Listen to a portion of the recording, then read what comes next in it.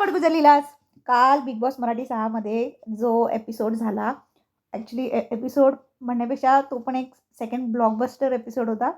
कारण स्पेशली एक म्हणजे तर राखी पुन्हा एकदा सक्सेसफुल झाली आहे तिच्या प्लॅनमध्ये. तिने तन्वी आणि प्रभूमध्ये फूट पाडायचा पूर्ण प्रयत्न केला आहे, ज्याच्यामध्ये ती बऱ्यापैकी सक्सेसफुल झाली आहे. पण प्रभूने इथे कुठेतरी राखीला तर सांगितलं, की हां, मी त्यांच्यामध्ये हे करतो, पण मी माझा गेम खेळणार. आणि जशा पद्धतीने तो बोलत होता राखीशी, आणि जर ते खरं असेल आणि तो खरंच करणार असेल ना, तर खरंच करून दाखवावं. कारण तो आहे. जर असं केलं तर त्याचा पूर्ण तो गेम पलटून टाकेल. कारण आता सध्या मी जसं सांगितलं आधीच्या व्हिडिओमध्ये, की रुचिता आणि प्रभू यांचा गेम आता एकदम स्ट्राँग झालेला आहे, खूप स्ट्राँग झाला आहे. आणि हे लोकांना वाटतं ना, जिथे प्रभू खूप वीक आहे, तिथे त्यांना दाखवायची गरज आहे, की प्रभूमुळे ते लोकं दिसत होते, किंवा म्हणजे तसं तर नाही आहे, पण तरीसुद्धा प्रभूचा गेम खूप स्ट्राँग आता आहे.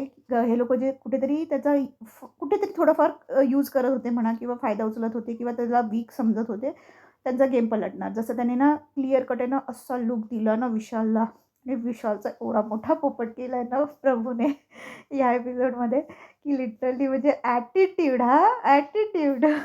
की राखी जशी राकेशला सांगत होती, नाही तो म्हणत होता, की "तू काय ड्रामा करते?" "नाही, हा ड्रामा नव्हता, हा ड्रामा नव्हता. मला ॲक्चुअली वाटलं." आणि तिने आईची पण शपथ घेतली. तर तो बोलला, की "ठीक आहे, ठीक आहे." तो तो थोडासा इमोशन आहे ना, माझ्यासाठी पण ठेव असा तो बोलत होता. आणि त्या दोघांचा एक फन वे होता, जिथे राखीला सुद्धा हसू आलं. प्रभू पण तेव्हा रडायला लागलेला. आणि जेव्हा दीपाली आणि तन्वी जेव्हा त्याला समजवायला आले, तर तेव्हा तो ऐकत होता.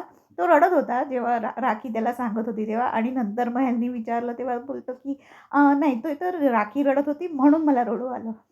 ते फ्लॉप आणि स्ट्राँग, फ्लॉप आणि हिट टॉप 2 ज्या आपण जोड्या होत्या, ज्याच्यामध्ये गेम बिग बॉसने पुन्हा एकदा पलटला. पण मला ह्याच्यात एक समजत नाही, ह्यांची आता जस्ट तन्वीचा हार्डली 1 दिवस झाला असेल कॅप्टन बनून, आणि लगेच त्यांनी कॅप्टन्सीची परत सेकंड टास्क कशी काय ठेवली.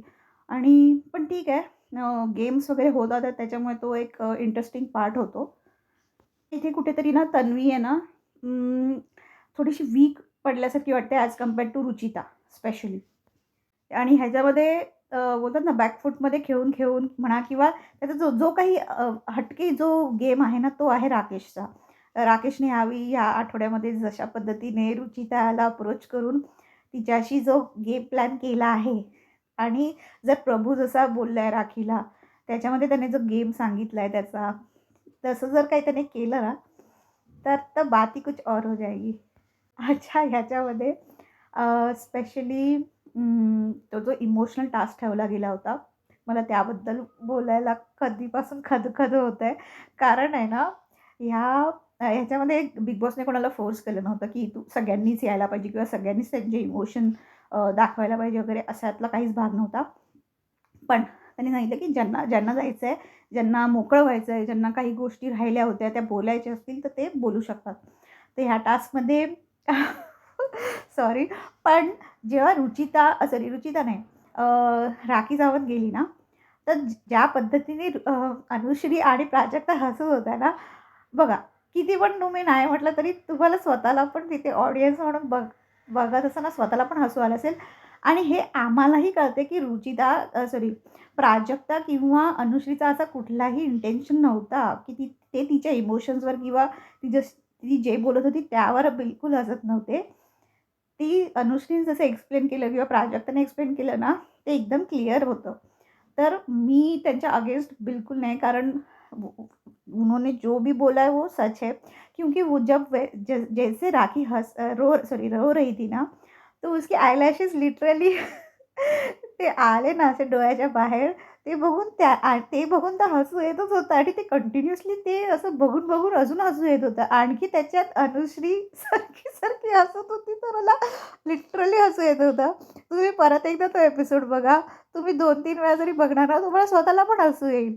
आणि ठीक आहे, ते काही लोकांनी खूप ते गोष्टी सीरियस घेतल्या. इव्हन बिग बॉसचं पण मी समजू शकते. कारण ठीक आहे, बिग बॉसने त्यांना ताकीद दिली, तर ते लोकं तसे गेले. ती हसत होती म्हणून ती वॉशरूममध्ये पण गेली. त्या वॉशरूममध्ये सागरला बघून ती चला ॲटलीस्ट ती नॉर्मल तरी झाली. नाहीतर ती तिथे हसत बसली असती असं मला वाटत होतं. लिटरली ते गेली ती. आणि ना तिला बघून हो झालं असं, की प्राजक्ता पण हसायला लागली ॲक्चुअली. ती अनुश्री गेल्यानंतर ती नॉर्मल झाली. तर ॲक्च्युली बघितलं ना, जर तुम्ही तो एपिसोड बघला तर तिचं तसं इंटेन्शन अजिबात नव्हतं.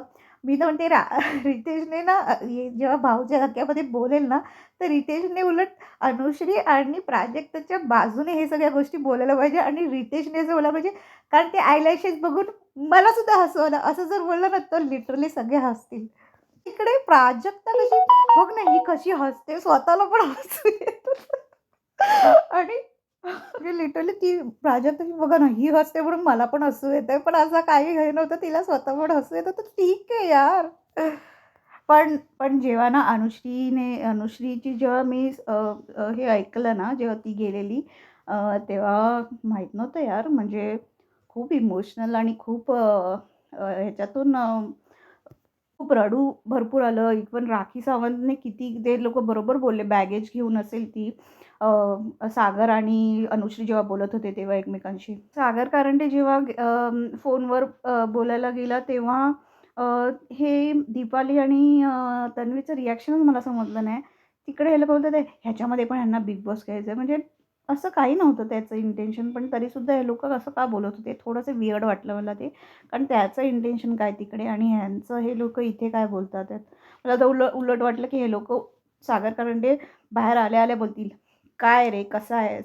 हे बोलतील. पण तसं तर काहीच नव्हतं. ह्यांचं तर काहीतरी वेगळंच चालू होतं. त्यांना वाटत होतं की तिकडे पण तो बिग बॉस खेळत आहे. तो काय असा पॉलिटिकली हे नाही आहे माणूस.